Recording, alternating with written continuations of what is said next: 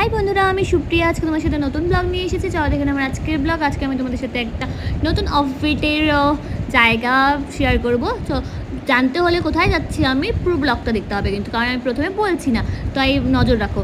তো দেখো, আমি কথা বলতে বলতে তোমাদের সাথে নকশাবাড়ি থেকে পানিঘাটা পৌঁছে গেলাম। পানিঘাটার বাজারটা ক্রস করে মেন পানিঘাটে পৌঁছালাম। এটা পানিঘাটার ব্রিজ। তো এই পানিঘাটা ক্রস করে দুধিয়ায় পৌঁছে যাবো। দেখো দুধিয়ার ব্রিজটা কি সুন্দর, তাই না বলো?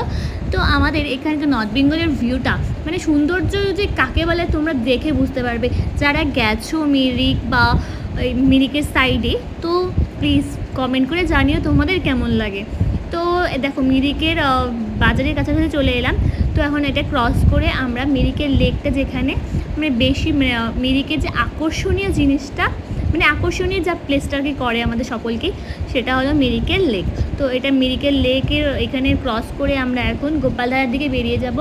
তো এখানে দেখো অনেকগুলো গাড়ির স্টপেজ। তো এখান থেকে অনেকে শেয়ার গাড়ি নিয়েও যাওয়া যায় এখান থেকে গুফা পাতালের দিকে। তো আমি আজকে যাচ্ছি গুফা পাতাল ক্রস করে পশুপতিনাথ, আরও অনেক কিছুই যাওয়া যায়। তো গুফা পাতালে রয়েছে আমাদের ইন্ডিয়া নেপালের এখানেই, মানে ইন্ডিয়া ক্রস করে নেপাল। কিন্তু এখানে যেতে হলে কোনো আধার কার্ড এসব লাগে না, কিন্তু তাও যদি তোমরা যেতে চাও তো সেফটি হিসেবে বা পরিচয়পত্র হিসেবে নিয়ে গেলে খুব ভালো হয়। যদি বাই চান্সলি ওখানকার কেউ চেক করে, তার জন্য সবাই কিন্তু ক্যারি করবে। তো দেখো আমরা পৌঁছে গেলাম গুফা পাতালের কাছাকাছি। তো এখানকার ওয়েদারটা দেখো কি সুন্দর, তাই না? এখানে বৃষ্টি পড়েছিল, তো কিন্তু আমরা বৃষ্টিটা পাইনি, খালি আমরা ক্লাউডি ওয়েদারটা পেয়েছি। তো এখানকার কুকুরগুলোও খুব কিউট। তো আমরা পৌঁছে গেলাম গুফা পাতালের রাস্তা, মানে গুফা পাতালের রাস্তা না, গুফা পাতালেই পৌঁছে গেলাম আমরা। দেখো এখানে এসে পড়েছি। তো এই আমরা এমন টাইম এসেছি যেখানে যখন ফুল নেই, আরও 2 মাস আগে এলে হয়তো ফুল পেতাম। তো এখানে এন্ট্রি টাকাটা নেয় পার হেড 20 রুপি। তো এখানে আমরা 2-4টা ফুল পেয়েছিলাম, খুব বেশি ফুল পাইনি। তো ভাবছিলাম ঠিক আছে, এটা হচ্ছিল নতুন, আমি অন্য একটা ভিউ পেলাম। তো ভেবেছি যে নেক্সট ইয়ার আমি যখন ফুল ফুটবে, ফুলের সিজন থাকবে, তখন আসবো। কারণ জায়গাটা আমার খুব ভালো লেগেছে। কারণ 2-4টা ফুলও এত সুন্দর লাগছিলো, তো যখন পুরো ফুল ফুটবে তখন বাগানটা কি সুন্দর লাগবে, তাই না? এটা হলো ওয়াচ টাওয়ার। তো এখান থেকে উঠে আমরা পুরো মিরিকটাকে দেখতে পারবো, বা আশেপাশের যে ছোটো ছোটো গ্রামগুলো রয়েছে, পাহাড়ের যে ভিউগুলো রয়েছে দেখতে পারবো। তো এখানে একটা হোমস্টেও রয়েছে। তো দেখো হোমস্টেটা দূর থেকেও দেখা যাচ্ছে। এত ক্লাউড, তো মানে ওই ক্লাউডও দেখা যাচ্ছিলো না।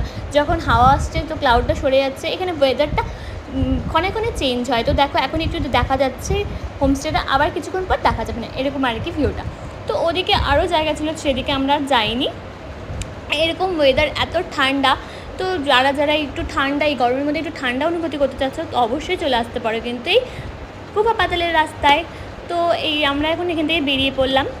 বেশিক্ষণ আর ওয়েট করলাম না, কারণ ওয়েদারটা খুব খারাপ হয়ে যাচ্ছিলো। কারণ যদি বৃষ্টি পড়ে, বৃষ্টিতে ফেসে গেলে খুব মুশকিল হয়ে যাবে। তো এই দেখো এখান থেকে এটা হলো পশুপতিনাথেরও রাস্তা বেরিয়ে যায়। তো আমরা যারা গাড়ি ভাড়া করে আসো পশুপতিটাও ঘুরে আসতে পারো। তো ব্লগটা আমার আজকের এতখানি। সবাই ভালো থাকবে, সুস্থ থাকবে।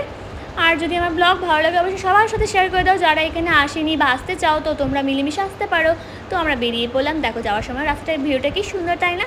তো আজকের মতো টাটা, সবাই ভালো থাকবে, আমার পাশে থাকবে কিন্তু অবশ্যই। টাটা।